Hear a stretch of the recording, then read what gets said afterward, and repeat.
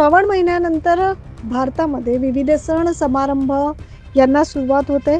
पावसाची रिमझिम चालू होते, तर कुठे जोरदार मुसळधार पाऊस असतो आणि या पावसाचं बॅलन्स बिघडल्यामुळे आता नाशकात ऐन सणासुदीच्या दिवसात भाजीपाल्यांचे दर कडाडल्याचं पाहायला मिळतंय. गावठी गवार चक्क 200 रुपये किलो झाली आहे. पाहूया हा छोटासा रिपोर्ट. हिंदू धर्मात आपण श्रावण महिन्याला धार्मिक महत्त्व आहे, त्यामुळे नाशिकमधील बहुतांश हिंदू हे श्रावणमध्ये शाकाहार घेतात.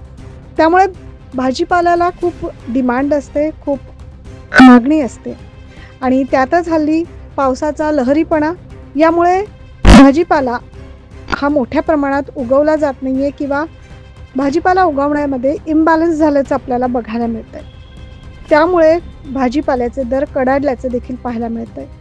आता गौरी गणपतीच्या ऐन हंगामात भाजीपाल्याचे दर अजूनच वाढल्याचं बघायला मिळतंय.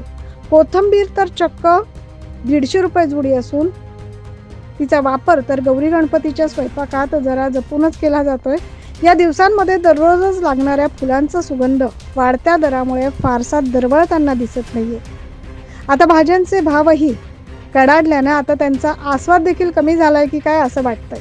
सर्वच भाज्या या साधारण 80 ते 100 रुपये किलो असून गौरीला नैवेद्यात लागणारी पडवळ भाजी ही तर त्यातूनही जास्त महाग झाली आहे.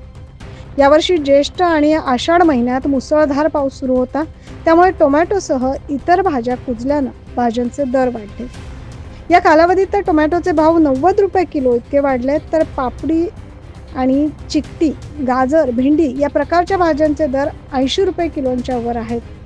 कांदा आणि बटाटा हे तर आता गेल्या कित्येक दिवसापासून 70 रुपये 60 रुपये किलो या भावाने मिळत आहेत. मध्ये तर कोथिंबीरची जुडी चक्क 450 रुपये आणि मेथीची जुडी 250 रुपये आपल्याला बघायला मिळाली. तर आज गावठी गवारचा भाव 200 रुपये किलोवर पोहोचलाय. यंदा भाजीपाल्याला पावसाचा मोठा फटका बसलाय, त्यामुळे महागड्या दराने भाजीपाला घ्यावा लागतोय. विक्रेत्यांना देखील चढ्या भावानंच भाज्या मिळत असल्यामुळे त्या भाज्या विक्री कराव्या लागत आहेत थोड्याशा चढ्या दरानंच. मात्र भाजीपाल्यांचे दर कडाडल्याने सर्वसामान्य गृहिणींचं बजेट देखील कोलमडल्याचं दिसून येतंय. असं असलं तरी मोठ्या उत्साहात सण समारंभ साजरे करतानाचं वातावरण, उल्हासाचं वातावरण आपल्याला बघायला मिळतंय. Bureau report, 9 news Maharashtra.